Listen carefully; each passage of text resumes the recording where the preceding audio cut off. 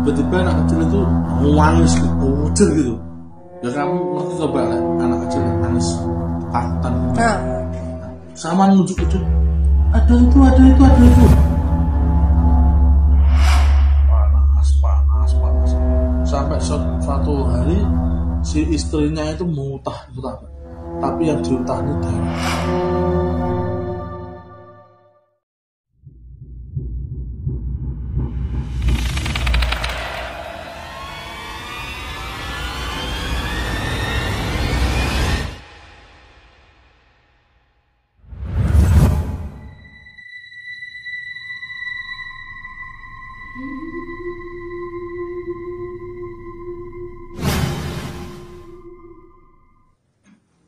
Hai sahabat misteri, kembali lagi bersama saya Rindi.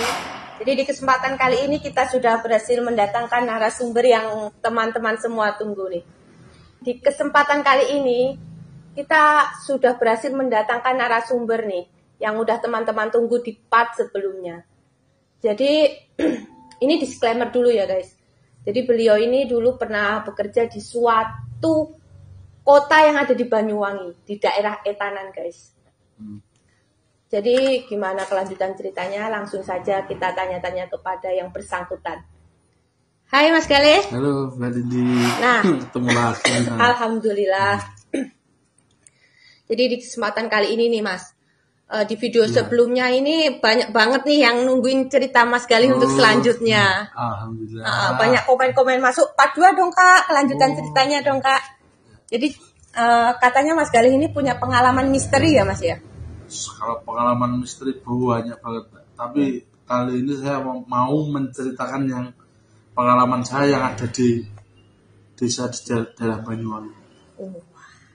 Pindah ngetan nih Mas Ngetan, ya. Ngetan. Jadi kalau kita udah dengar cerita nama Banyuwangi pun itu udah sangat dikit-dikit kan mistis lah. Iya guys. Nah, Mas Galih selama bekerja di sana itu udah lama apa baru saja, apa tahun berapa? Tahun ini Mbak, kejadiannya itu baru tahun 2024, Agustus 2024 kemarin. Oh, belum lama. Berarti tahun kemarin guys. Nah, untuk sahabat-sahabat misteri yang belum tahu siapa ini Mas Galih ini, mungkin ada sahabat misteri yang baru masuk Mas, atau yang baru gabung, boleh nggak ini Mas untuk diperkenalkan? Ya boleh Mbak, nama saya Galih ya guys.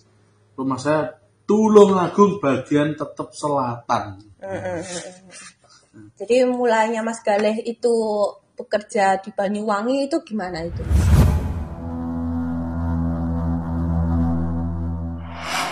Saya kan Agustus 2024 kemarin itu nggak ada kerjaan sama sekali tuh Mbak. Di Tulungagung. Nah di Tulungagung nggak ada kerjaan sama sekali. Akhirnya saya nekat nelpon ibu saya yang ada di Banyuwangi. Kan orang tua saya di Banyuwangi, ibu saya. Oh, itu maksudnya asli Banyuwangi atau merantau juga di Banyuwangi? Yang ayah tiri saya itu asli orang Banyuwangi. Oh, asli Banyuwangi. Wong Osing namanya. Oh, iya. Sana itu suku Osing itu yang banyak. Nah, di sana itu udah ada yang nampani gitu. Ya, nampani. Soalnya makanya saya sana sudah ada sebuah warung makan. Warung makan yang ada di salah satu kota yang ada di Banyuwangi. Ya, mulai itulah saya banyak kejadian-kejadian yang itu di warung makan tersebut. Itu Mas Galih kerja di sana itu ada berapa bulan Mas itu? 2 bulan saya keluar nggak kuat saya. Nggak kuat. Sama gangguannya. Itu kalau boleh tahu Mas Galih bekerja di bagian apa itu Mas? Saya Mbak, bagian masak. Bagian masak. Bagian masaknya. Wah, Mas Galih ini ternyata mempunyai skill masak juga, guys. Di Tulungagung dulu juga jualan nasi goreng juga. Wah, kapan-kapan boleh dong Mas dimasakin. Boleh. Alhamdulillah. Nah, buat teman-teman semua, siapa nih yang udah penasaran dari ceritanya Mas Galih? Langsung saja kita dengarkan saja nih dari yang bersangkutan. Monggo Mas, boleh diceritain Mas. Ini Mbak, awalnya tahun itu Agustus 2004 itu saya berangkat ke Banyuwangi. Bis perjalanan itu 12 jam. Kalau boleh tahu itu Mas Galih sama siapa itu selama perjalanan Tulungagung Banyuwangi? Sendiri Mbak. Sendiri ya? Naik bis Mbak. Kalau itu Harapan Baru, kalau jurusannya Banyuwangi itu Harapan Baru. Sampai di sana, sampai di Banyuwangi, besoknya saya langsung mulai kerja.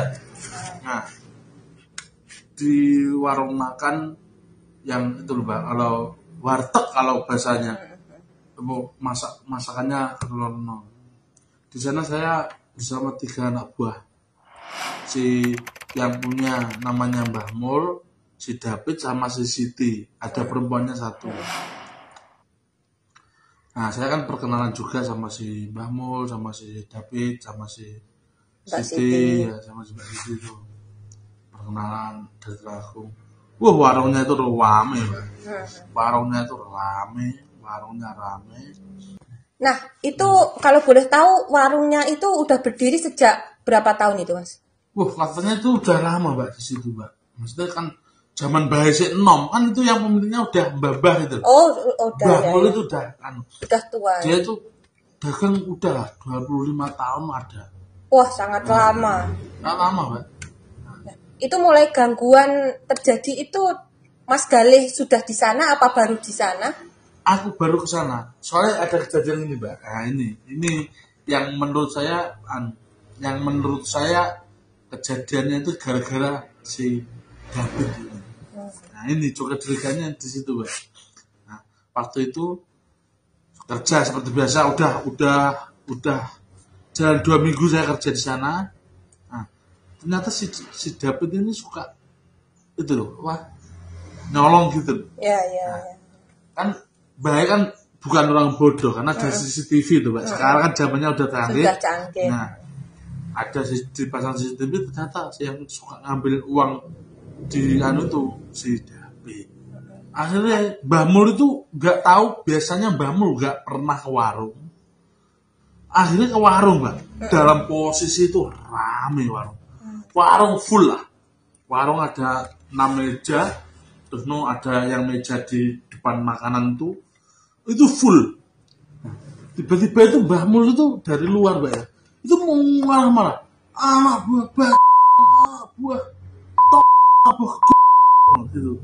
Kata-kata kasar keluar ya, Mas. Anak buah gak tahu dulu. Itu pada posisi warung itu rame banget. Loh, saya bertiga kan bingung. Mbah Mul itu gak tahu semarah itu. Gak tahu semarah itu. Tiba-tiba dia siapa, Pak? Nunjuk ya, ya David itu tadi. Ini bahasa Jawa nih, Mbak ya. Kowe wis tak openin yang kene 5 tahun. Kamu udah tak openin yo bahasa Jawa Indonesia. Kamu udah tak rawat lah. Tak rawat 5 tahun, tak kerjone gajimu yo akeh. Nyapa kowe tega nyolong duitku? Oh. Berarti itu udah melakukannya baru apa gimana kan sampai Mbah Mul sampai marah seperti itu kan udah berkali-kali. Itu posisi rame, Mbak. Banyak orang. Nah, ya saya kan nggak tahu. Akhirnya sampai nggak bisa nahan kemarahan itu. Kemarahan tuh. Kalau aku jadi si siapa? David yo malu lah ya. Posisi ini ya kayak wong kan iso lek cara diomongin yang budi kan iso loh, Mbak. Tapi mungkin saking marahnya. Saking marahnya tadi rame posisi sampai yang makan itu sampai diem semua. Akhirnya setelah itu si David dipecat. Secara nggak terhormat lah, Mbak. Nah, ini setelah David dipecat ini kejadian yang paling Mbak. Kan warung ini bukanya jam 9 pagi sampai 9 malam. Nah, posisi kalau saya masak itu di belakang itu udah tinggal udah ada bumbunya, tinggal Ya. Nah, setelah itu kan saya tidak masak. Saya ke depan, Mbak, depan warung ada kayak bilik kecil di depan warung itu.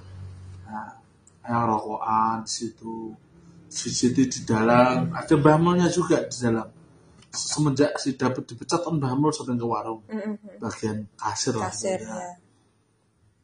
Nah, saya itu di depan, ya nyantai rokokan. Jam habis azan maghrib itu, Mbak. Tiba itu kayak meletus itu. Daun belakang warung itu kayak asli nyala gitu. War. Itu yang lihat siapa saja? Saya dua. Mas Galih. Ya. Nah, Dan tapi si Siti ini sama si Bahmu juga denger, tapi nggak lihat kalau soalnya di dalam. Di dalam. Saya astagfirullahaladzim, apa itu? Nah, saya langsung lari ke ke siapa namanya? Bahmu sama Siti. Bah, kamen krungu dah, krungu le, Siti yuk krungu le.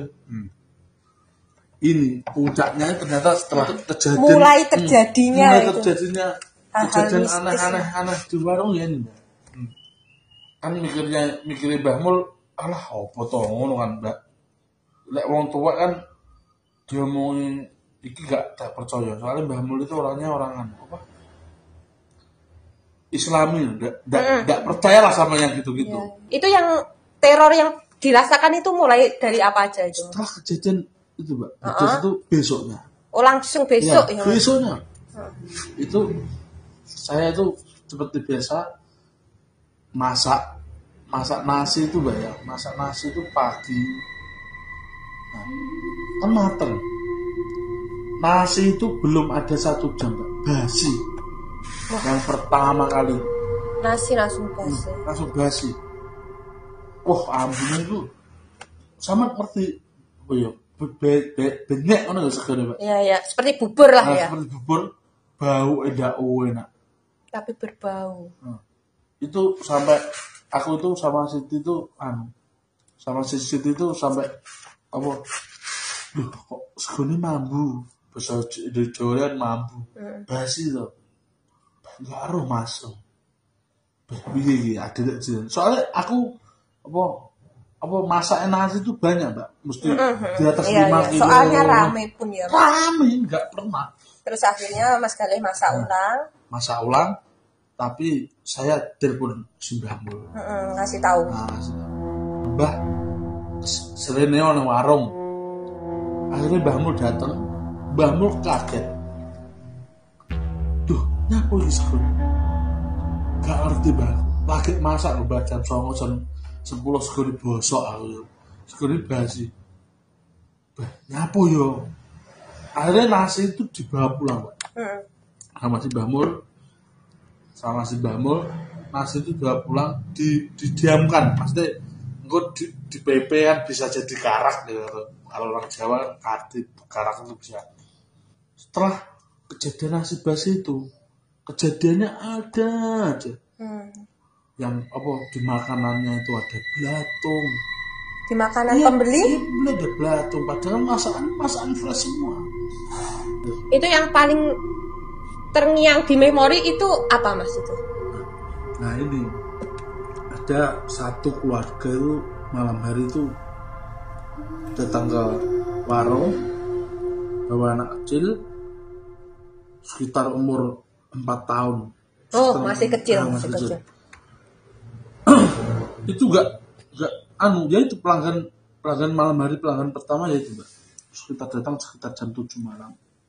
Nah, biasa kan Siti yang layani, saya bagian dapur. Tiba-tiba anak kecil itu nangis kekucil gitu. Ya kamu ngerti coba anak kecil nangis ketakutan gimana? Sama nunjuk-nunjuk.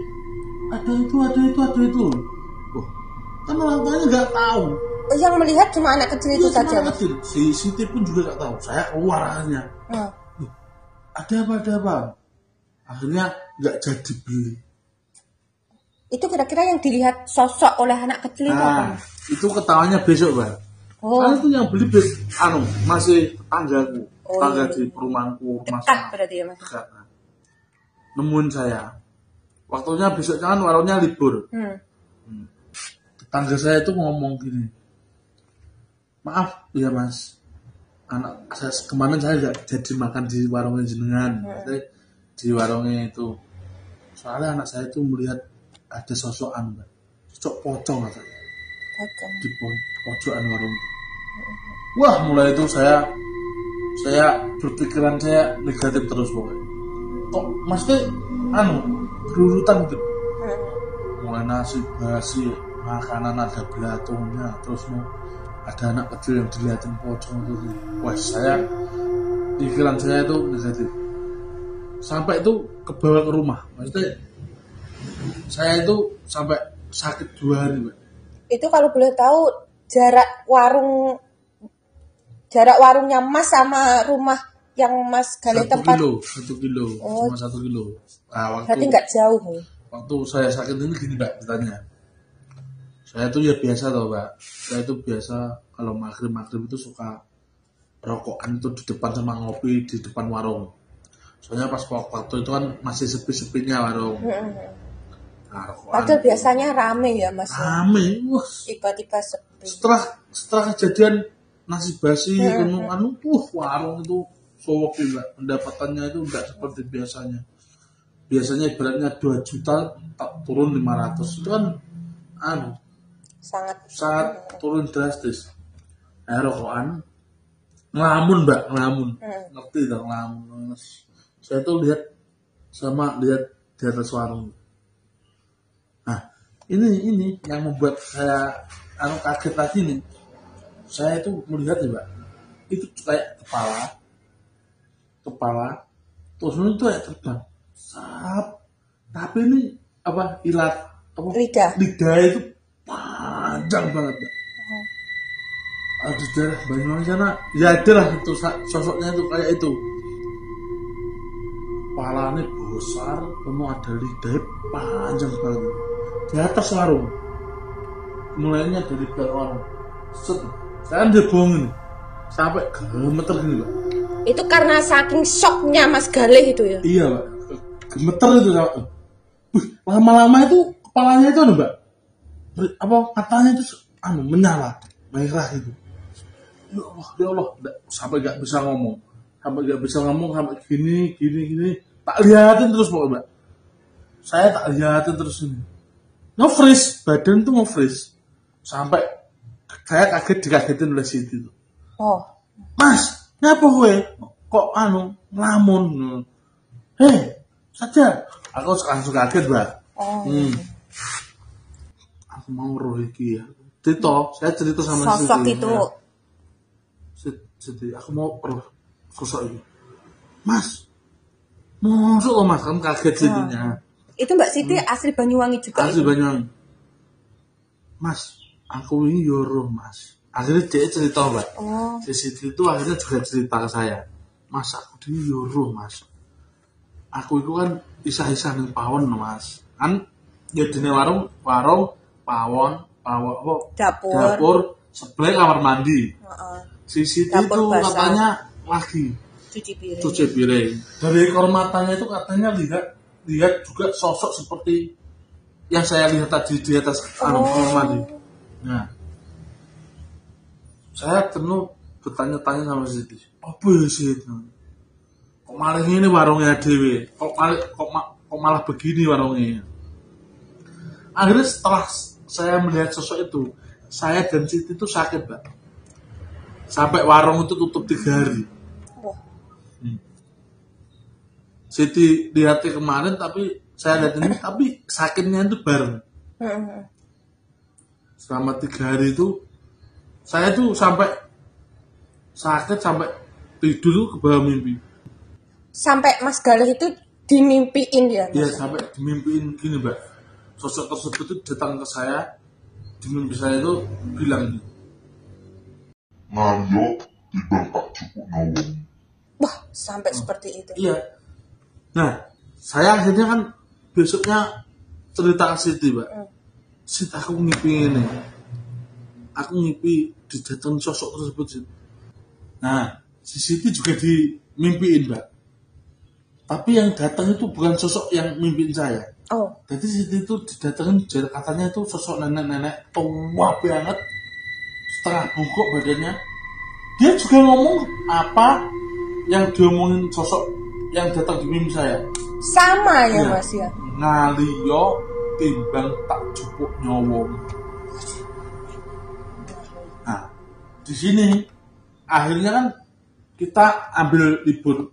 Kita datang ke rumah Mbah Mul, ngomong, Mbah Mul, aku harus Siti sik prei 3 dino ae. Mergo loro iku mau. Nah, akhirnya saya sama Siti cari orang pintar di daerah Banyuwangi. Itu tanpa sepengetahuan. Tanpa sepengetahuan Mbah Mul. Soalnya yang diteror itu cuma saya sama si Siti. Mbah Mul malah tidak ya, Mas? Tidak tahu. Tapi nanti setelah saya ternyata Mbah Mul juga diteror. Oh, juga mengalami. Iya, setelah saya masih berani ngomong jujur ke Mbah Mul. Tapi ini yang saya ceritakan kan, yang cerita saya sama Siti. Akhirnya saya mencari orang pintar di daerah Kota Banyuwangi. Nah, berangkat berdua.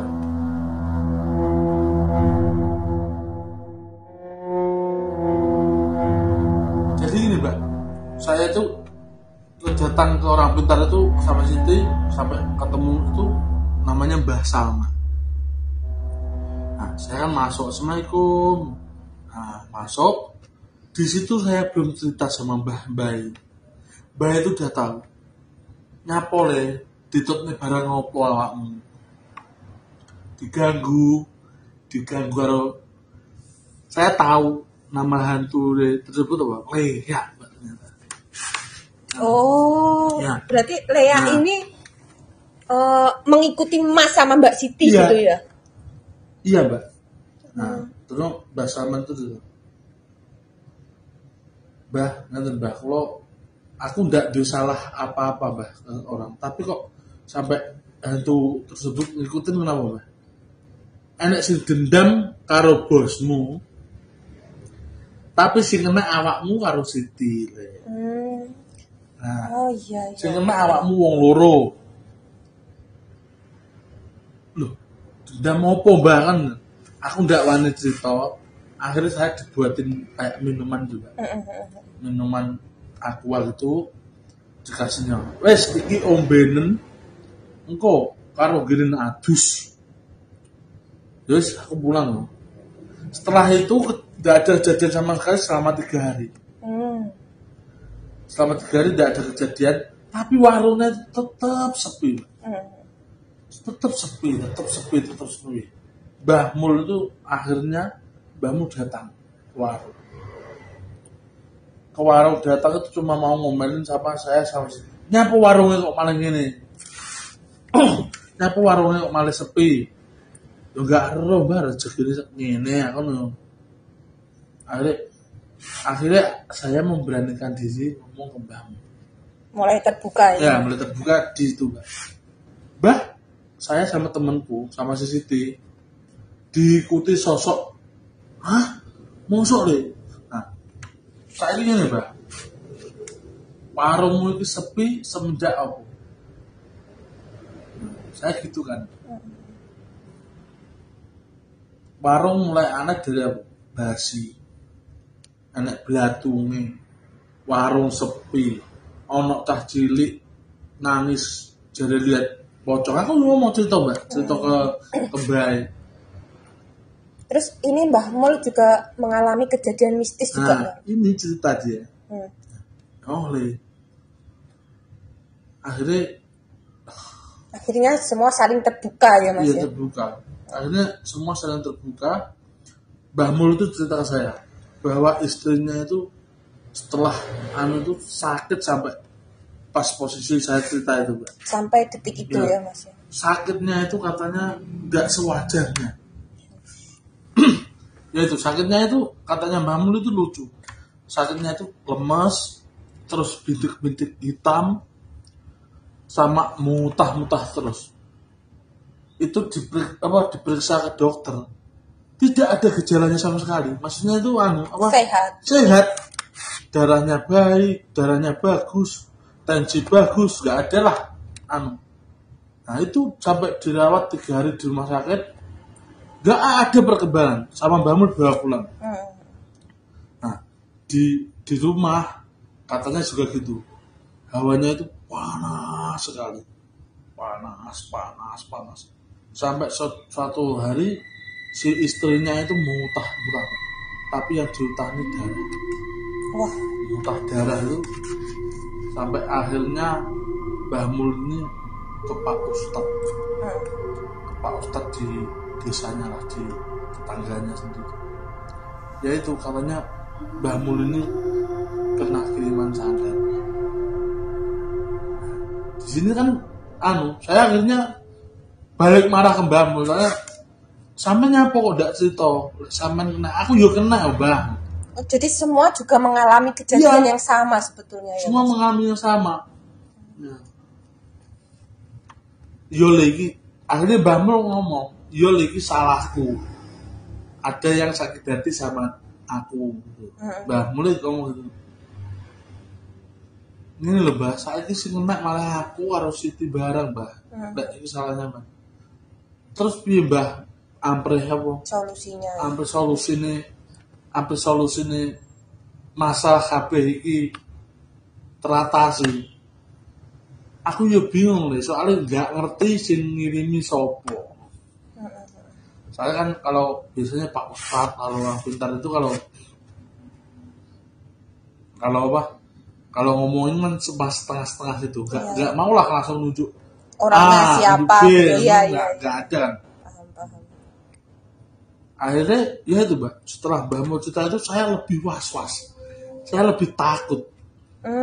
Sampai saya itu telepon teman saya di Tulungagung, suruh pagerin jarak jauh. Oh iya. Ya teman saya, ya Mbah siapa itu loh, kamu juga tahu yang pernah kita kemarin. Iya. Saya telepon Mbah, aku neng gini ada kejadian seperti ini. Coba aku ngomong Tulungagung, nek coba, terus tak dulu esek. Wah, kuwi tujuane du awakmu. Asine. Wong ngomong, kuwi tujuane du awakmu. Tapi awakmu hati-hati yo. Soalnya wedine nek ning awakmu. Nah, mulai dari itu saya was-was, Mbak. Saya tuh sama Siti itu sering ganti-gantian sakit setelah itu kejadian. Oh, berarti juga mengalami sakit ya, Mas? Tapi Mas juga sakit. Tadi kan sudah sakit 3 hari. Itu ganti-gantian. Setiap minggunya itu kayak saya sakit, Siti sakit, saya sakit, Siti sakit gitu. Tapi Mas juga masih dilihatin sosok, enggak Mas itu? Kalau dilihatin sosok enggak, Mbak. Tapi kalau pelanggan itu cerita-cerita, kayaknya itu warungku itu sepi ya, tapi kayak rame gitu. Oh. Enggak tahu. Ada yang bilang, yang bapak-bapak itu, ada yang bilang ada yang lihat kuntilanak juga pernah. Banyak katanya sosok di warung kuntilanak, ya salah satunya itu Lea, ada pocong juga. Setelah kejadian itu yang ledos di belakang itu, saya mikir, sopo ya sing gawe ngene ya. Akhirnya dari nang ngene, Pak. Salujane puncaknya sampai membawa sampai yang punya ini Simbah Mul ini ya Mas ya. Meninggalnya nggak wajar, menurut saya nggak wajar. Nah, pada waktu itu saya buka warung jam 9, rame, hari itu rame. Saya nggak tahu kenapa hari itu ruangan sampai jam 5 sore itu masakan semua habis. Dan Mbah Mul ini tiba-tiba ngomong gini, wis nggak usah masak neh, mulai ae leren ae sesuk neh. Oh, udah nggak usah masak lagi. Nggak usah masak lagi. Besok aja lagi gitu. Kok benar? Itu Mbah Mul ngasih uang saya bonus hari itu. Karena rame. Iya, karena rame itu dikasih 100.000. Nyoleh rezeki le, nyoleh rezeki le. Nah itu ya seneng Mbak dikasih bonus. Akhirnya sama Siti saya bersih tutup pulang lah. Nah, jam 7 malam saya ditelepon sama teman saya dekat rumahnya, Bang. Mas, Mbah Mul meninggal. Itu langsung saya Mbak, pikiran saya ya Allah. Akhirnya saya enggak perlu cepet-cepet saya ke rumah Siti, jemput Siti, saya langsung ke rumah Mbah Mul. Nah, di situ Mbak, ini yang menurut saya nggak logis itu. Ada kejanggalan ya, Mas? Ada kejanggalan tuh gini. Mbah Mul ini meninggalnya karena kecelakaan. Oh, Tiba dewe, Mbak. di rumah. Enggak, ya di jalan. Saya tiba dewe loh. Ih, Jatuh sendiri. aneh. Jatuh sendiri sampai meninggal. Ya, Allahu alam ya, Mbak. Ya. Jatuh sendiri sampai meninggal. Katanya itu sudah dekat dari rumahnya. Jarak 100 meter itu. Katanya cuma jatuh pas saat itu sampai nggak ada. Saya tahunya kan diceritain sama istrinya. Istrinya udah sembuh itu. Mbah Mul meninggalnya itu di pas layar itu, Mbak, saya tuh melihat sosok di samping rumah Mbah Mul itu yang dibilang si Siti masuk dalam nenek-nenek tua itu, Mbak. Oh. Sambil tersenyum. Neneknya itu senyum. Saya langsung gini, langsung dinglu, langsung nunduk gini. Saya gini lagi hilang. Wah, apa iki ya? Setelah itu besok langsung dimakamkan kan, Mbak. Malamnya itu juga langsung dimakamkan. Saya nggak pulang, saya langsung ngomong Bicara sama keluarga Mbah Mul, sama keluarganya Mbah Mul. Di situ ada anaknya, ada istrinya, ngomong sama saya sama Siti. Saya tidak boleh disuruh pulang sama keluarganya itu, sama Siti juga. Ya udah, Siti akhirnya ngabarin keluarga, saya ngabarin keluarga. Di situ kita rembuk, Mbak. Anaknya itu ngomong, Mas, sama ngalami apa ya selama ini? Kejadian setelah seneng warung. Ya itu Mas, saya tak ceritain yang kita tadi, Mbak ya. Nah, mulai awal sampai akhir. Akhirnya si istrinya itu mau cerita, Mas, Mbah Mul nek salah apa jane? Ya selama ini Mas yo, dek rumah itu yo ono gangguan Mas. Contohnya aku loro. Terus dek rumah itu tiba-tiba ya ada ular. Ular apa itu, Mas? Ular besar itu, ular apa sanca apa itu loh. Tiba-tiba ada itu. Terus ada tiba-tiba ada kalajengking seperti itu, Mbak. Terornya terus-terusan. Terus Mas ya, saya itu pernah lihat nenek-nenek. Duh, saya baru Ya, baru yang itu, Mas lihat tadi. nenek-nenek bungkuk gitu. Ternyata istrinya itu juga melihat. Nah, kalau Mbah Mul nggak tahu ya, Mbak, almarhum itu nggak tahu pernah diteror apa, tapi istrinya itu pernah diteror sama juga itu. Saya kan akhirnya ngomong, Bu, ngapunten, kula wau pas ajenge bidal temakam, saya melihat sosok itu di depan rumah sambil tersenyum. Ya Allah, enak apa ya Mas? Kok terus-terusan sampai Mbah Mul nggak ono? Nggak wajar, Pak. Nggak wajar. Aku pikir jatuh sampai nggak enak. Kalau kan meninggal itu kan ya Allah alam lah. Ya. Akhirnya saya besok diajak sama anaknya ke orang pintar juga, Pak, untuk ngilangin ini semua. Dinetralin semua. Akhirnya warung tutup. Saya ke sana berdua sama anaknya itu di daerah Bali. Wah. Ya, di daerah Bali, sama nyebrang ke Bali. Di sana itu terkenal, Mbak, itu namanya Ustadz Hima. Yang ada di salah satu kota yang di Bali. Di Bali. Sampai sana itu akhirnya saya cerita. Terus anaknya itu juga cerita kejadian orangnya di rumah. Nah, ustadznya itu langsung nyimpan. Ini loh Mas. Ini lho lek gawe loro atine wong. Aku langsung pikir, Mbak. Loro ati. Anaknya itu langsung bilang, solusinya piye, Mbah? Iki warung kudu tutup. Wis ndak usah usaha warung nang warung kuwi, ndak usah usaha nang bangunan kuwi. Oh, sebab karena teror yang paling terjadi sering itu lebih parah itu ada di warung itu ya, Mas. Lek pengen keluargamu selamat, lek pengen keluargamu selamat, pengen anak buahmu selamat, tutupin warungnya. Soalnya iki santetnya kuat. Soalnya iki lho Mbak, santetnya kuat, kirimannya kuat.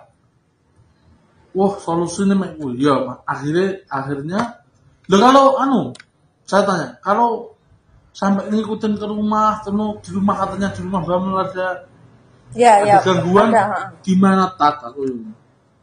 Tat. Iya betul. Iya Mbak. Itu Ustadz Hima ya Mas. Ya. Gimana tat? Ndak apa Mas. Engko selagi warung iki tutup. Sing ngirimi iku insyaallah tak gawene apa pilih. Oh iya. Kenapa kalau nggak dari keluarga langsung minta maaf aja Mas ke yang bersangkutan itu? Gak tahu. Itu masih belum tahu. Gak tahu. Gak disebutin. Oh, siapa pelakunya? Oh. Tapi kan saya kepo, Mbak. Saya kan kesel. Soalnya saya dari kejadian ini kehilangan kerjaan di sana. Iya, betul. Akhirnya saya pulang ke Tulungagung. Saya cari tahu di rumah teman saya. Ternyata ya si itu tadi. Mantan karyawan. Mantan karyawan David tadi. David. Ya. Wah. Ya itulah Mbak, pengalaman saya di Banyuwangi